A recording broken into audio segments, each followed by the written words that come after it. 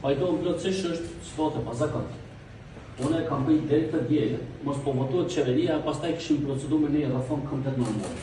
Po në reformat e jashtëzakonshme, unë mendoj si kryetari i komandit duhet të marrë përgjegjësinë për me po performa të tjera që me procedurë përpara.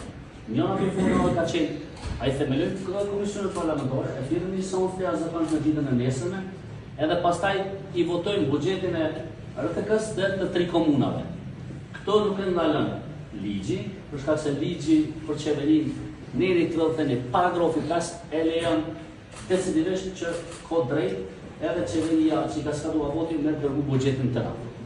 Këto është përfit për buxhetin e RTK-s apo buxhetin e 3 komunave. Pra, me ligj kemi postë të drejtë. Tash po pajtohem që nuk ka pozitë as opozitë. Po me postë vullnet politik, unë mendoj që kishim marrë dakordons me ndo këtu 14 komisione parlamentare që kemi postë, veç sa fazë tranzicionale për me miratu buxhetin në fjallë.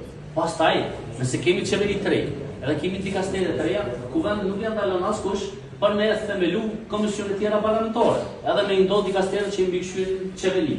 Po kjo kish mujtë vendurët me një tjetër. Në hopin ku jemi ne, është çështje urgjente trajtimi i buxhetit të RTK-s, buxheti i 3 komunave dhe buxheti i shtetit.